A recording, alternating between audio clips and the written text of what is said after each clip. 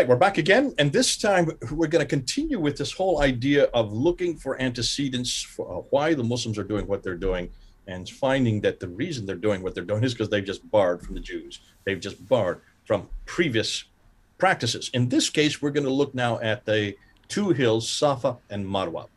And so I'm going to bring it right back on to Mel. Mel, here you are again. Thanks for coming on board, giving us another bit of your time. What can you tell us about Safa and Marwa, and what is the significance of these two mountains from a Judaic standpoint, and then how did the Muslims get something that was very important actually confused? Over to you. Okay, well, actually, I have to say I chuckled when you said that Safa and Marwa were hills, but that's beside the point. Little boulders, should we say, in Mecca. But the significance in the Jewish tradition originally is this is the location of the apocalypse. So if you remember back to the last episode, we heard about the threshing floor where the wheat and the chaff were separated. Well, this was believed by Jews to be the place where the apocalypse would happen, when the Messiah would come, and even for Christians as well, Jesus would return. This is where Jesus prayed across the hill in the Garden of Gethsemane, so it's hugely significant. And that valley in between is the valley of the apocalypse. So obviously the significance originally was that by walking back and forth, you were entering the very site of the apocalypse.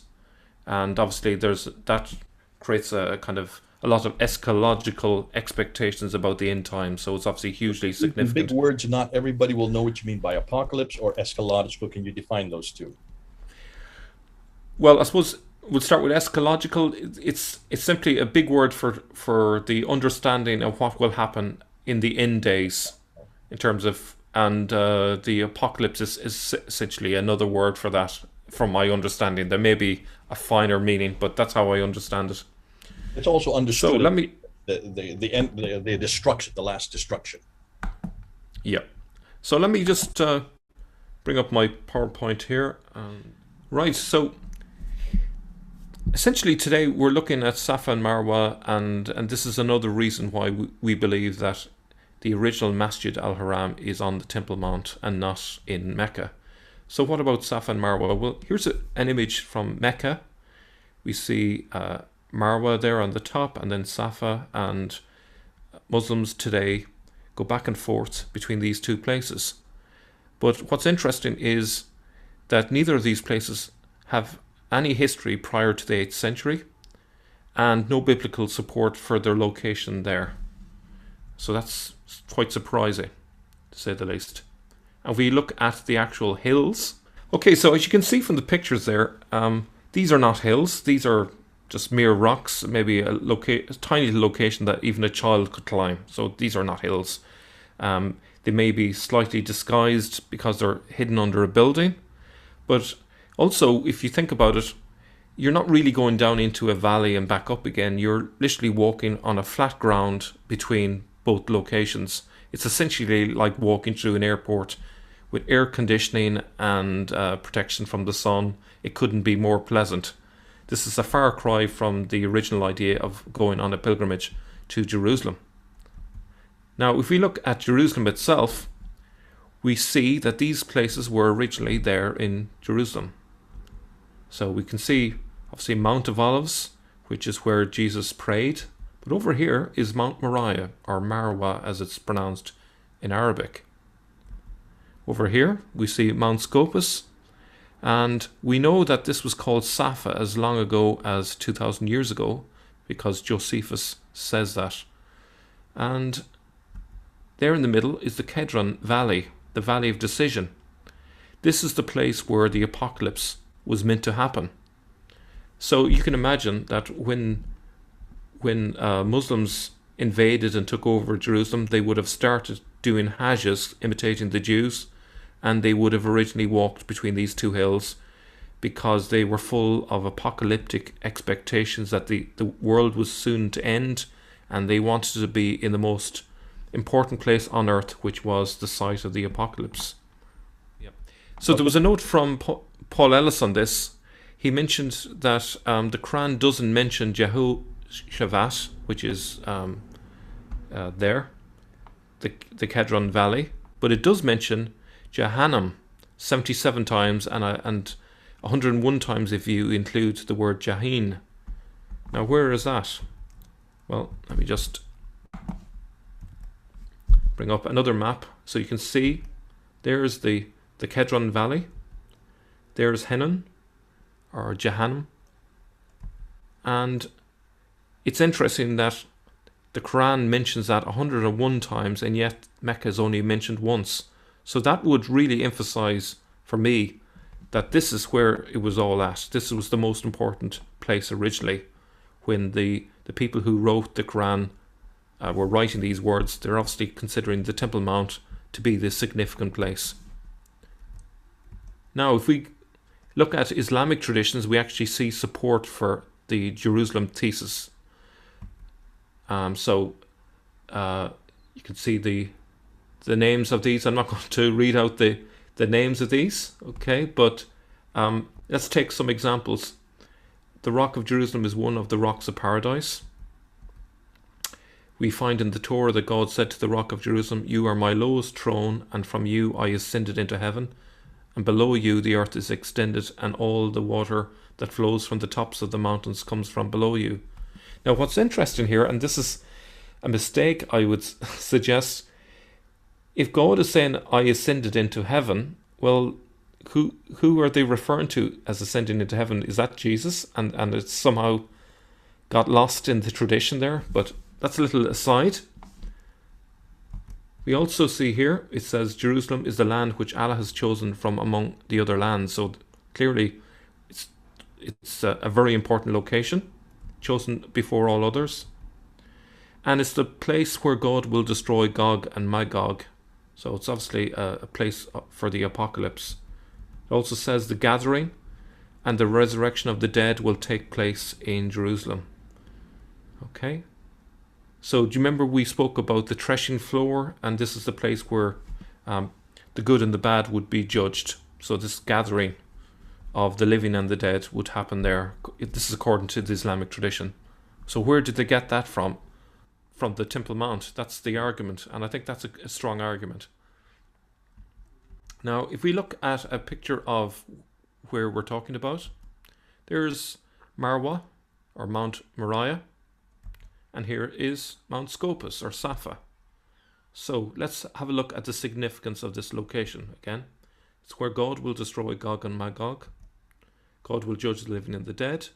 The Messiah would return here and enter the eastern gate, which is actually just along that wall there at the top of the hill, which incidentally, the Ottomans put a graveyard there to block the Messiah from entering the eastern gate because they believed it would contaminate him. And, you know, it's a very strange thing that they've blocked the Messiah in their minds from entering the eastern gate.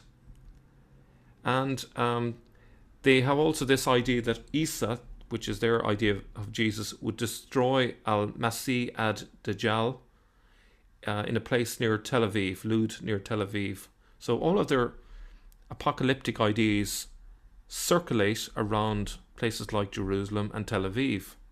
So this would indicate that this is really where they borrowed all their ideas, which eventually showed up in Mecca at a later point. And so essentially the apocalypse would happen here. That's what the Islamic tradition is suggesting. So here, once again, it looks like as you're piecing it together and what you're doing, you're pulling out so many of the things out of not just the Quran, but you're also looking at the traditions and looking and trying to understand where would they have borrowed their idea of the apocalypse. Well, they borrowed it straight out of the biblical text. They borrowed it straight out of the Jewish traditions. Not only have you got the Safa and Marwa correct, which is what you have introduced before, so has Paul introduced, but looking at the Kidron Valley, and that is where the apocalypse is going to have, which is still there. That Kidron Valley is still there. And the Valley of Gehenna, that's where hell is, according to Islam. But that's where the last judgment is going to happen. And you can see all these references are there in the Quran, pointing to Jerusalem. And as you said at the very end, also where the Dajjal is going to be destroyed. The Dajjal would be what we would know as the Antichrist. They're equivalent to the Antichrist. That is going to happen in Tel Aviv. Notice those are both in what is Israel today, 1,000 miles further north. Nothing is new under the sun. They've just borrowed and they have taken it. Even some of the names are the same with the Arabic distortions. Instead of Moriah, it's Marwa. Instead of Scopus, it is Safa, which is the same pronunciation that Josephus used in the end of the first century, the beginning of the second century. Do you know, Jay? I want to say here that if you ask most Muslims what is the number one argument that makes them believe in Islam, it's all of this stuff to do with the apocalypse. That's the killer argument.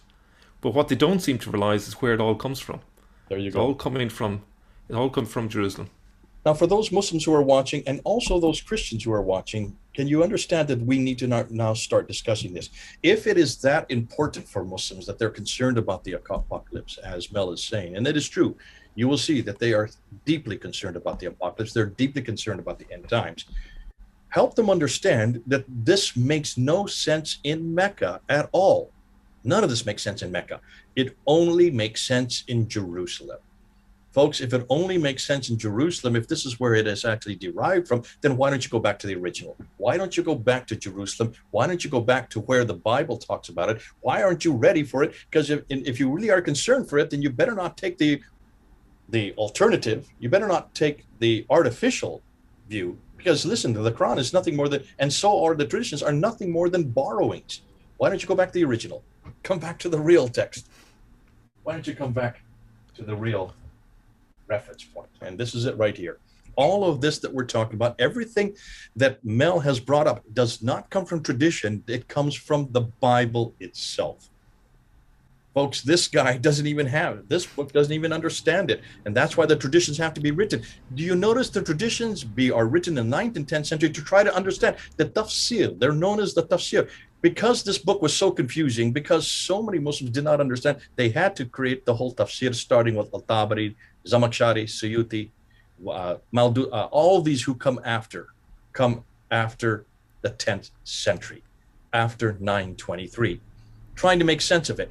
But what they made sense is almost everything that they put into these traditions, in the Hadith, also in the Sirah, also in the Tafsir, in the Tariq, are all predicated on this book and predicated on the city that this book is talking about, where there is going to be an apocalypse, where Magog and Gog are going to be found, and where also the Eastern Gate is. Where do you think all these places are? They're not in Mecca. They're way up 1,000 miles further north in Jerusalem.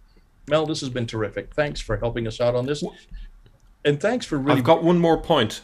Go ahead. One last point. Yeah, it's a really important point, actually. If you ask Muslims, where are the 3 holiest places in this world? They would say Mecca, they would say Yathrib, Medina, and then they would say Jerusalem. There you go. Why has Muhammad ascended into heaven from the 3rd holiest place, if that's true? That doesn't make sense. Bingo. So that suggests that originally the story was different. That's what I'm going to argue. And as we said many times before, if that's where he went to the 7 heavens, why is nothing written about it on the very building that commemorates that event?